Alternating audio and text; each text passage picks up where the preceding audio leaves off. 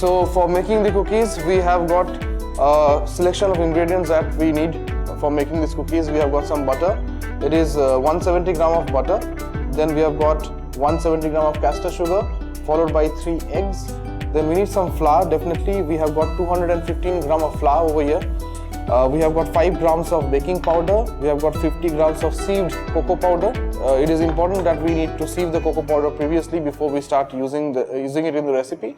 We have got some chocolate chips over here. You can also alternatively use some grated chocolate in case you do not have access to chocolate chips. And then this particular chocolate we need to use for melting it along with the rest of the recipe.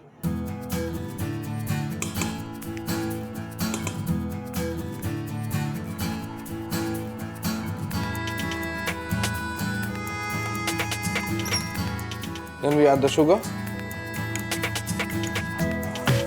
Now we let the butter and sugar to cream. We have the chocolate which is required to be melted. So we'll put it inside the microwave. So we'll just scrape the butter which is getting stuck at the sides of the pan. Then let's continue the process. Meanwhile, our chocolate is done. So you see nice, rich, melted dark chocolate. This is how your consistency of the chocolate should be. Then we leave it over here. So we need to break the eggs.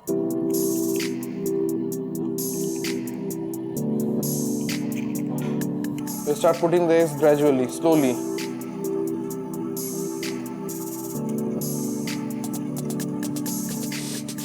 Point to remember while pouring the chocolate, again bring back the speed down and then start pouring slowly.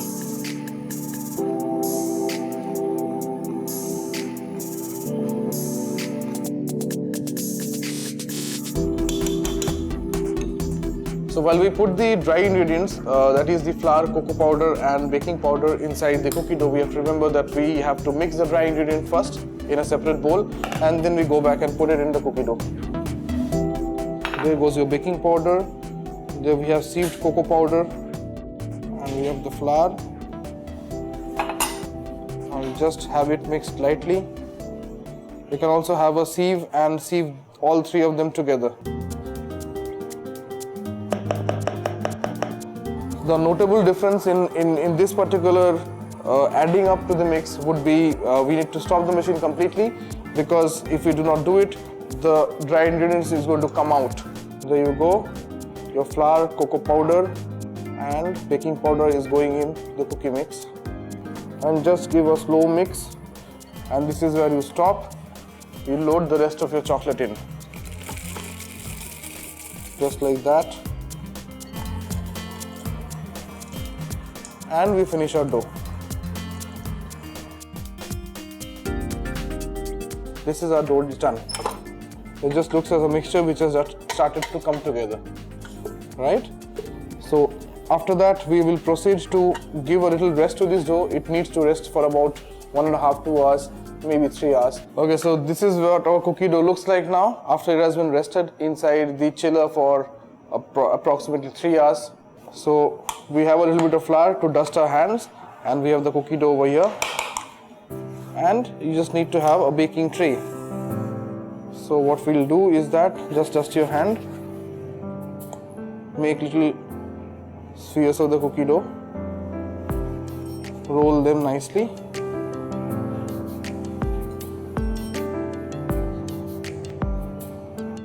It just needs to be round, that will be it.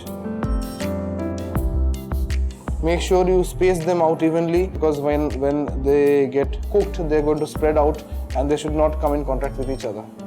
So we have preset our oven at 190 degrees Celsius, and we'll time it at 9 minutes and we'll bake this cookie. So now we shall proceed to bake our cookies and see how it turns out to be. So here we have our fresh soft center chocolate cookies.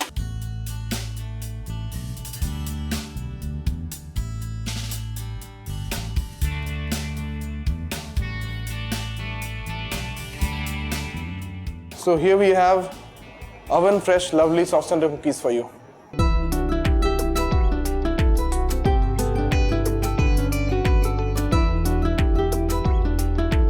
FoodFood, it's sizzling.